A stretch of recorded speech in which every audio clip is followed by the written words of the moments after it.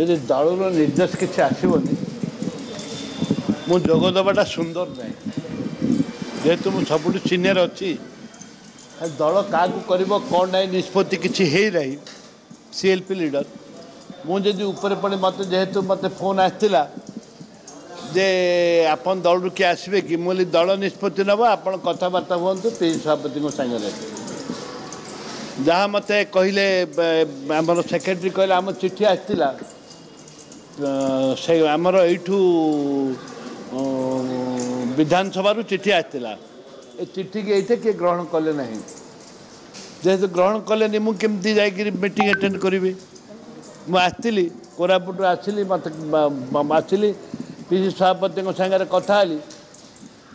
ମୁଁ କହିଲି ଆପଣଙ୍କ ମନ୍ତ୍ରୀ କ'ଣ ଫୋନ୍ କରିଥିଲେ ବୋଲି କହୁଥିଲେ ସେ କହିଲେ ହଁ ଉପର ତ କିଛି ଅର୍ଡ଼ର ଆସିନି ମୁଁ କାହା ନାଁ ଦେବି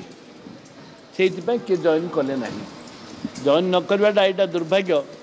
ବୋଧେ ଏଇଟା ପ୍ରଥମ ଥର ଇତିହାସରେ ଏଇଟା ପ୍ରଥମ ଥର ଯେ କଂଗ୍ରେସ ଦଳ ତରଫରୁ ଆମେ କେହି ଜଏନ୍ କରିପାରିଲୁ ନାହିଁ ଇଏ ଏକ ଆମର ମୁଁ ଜାଣିବା ଭିତରେ 30 ବର୍ଷ ଭିତରେ ରାଜନୀତି ଭିତରେ କଂଗ୍ରେସ ଦଳରୁ ଅଲ୍ ପାର୍ଟି ମିଟିଂରେ ଯେଉଁ ବିଧାନସଭା ଡାକିଛି ଏଇଟା ପ୍ରଥମ ଥର ଆମେ କିଏ ଉପସ୍ଥିତ ହେଇପାରିଲୁ ନାହିଁ ମୁଁ ଦାୟୀ କାହାକୁ ଦେବି ମୁଁ ତ ନିଜକୁ ଦାୟୀ କରୁଛି ଦାୟୀ କିଏ ଆମକୁ ନିର୍ଦ୍ଦେଶନା ଆସିଲେ ଆମେ ଯାଇପାରିବୁନି ନା ମୁଁ ଗୋଟେ ସିନିୟର ଏବଂ ଡିସିପ୍ଲିନ୍ ସୋଲଜର କଂଗ୍ରେସ ଦଳର ମୁଁ ଗୋଟେ ସିନିୟର ଏବଂ ଡିସିପ୍ଲିନ୍ ସୋଲଜର କଂଗ୍ରେସ ଦଳ ଯାହା ନିଷ୍ପତ୍ତି ନେବ ମୁଁ ତାକୁ ମାନେ ଏବଂ ଯେହେତୁ କଂଗ୍ରେସ ଦଳର କୌଣସି ମୋତେ ନିର୍ଦ୍ଦେଶ ନାହିଁ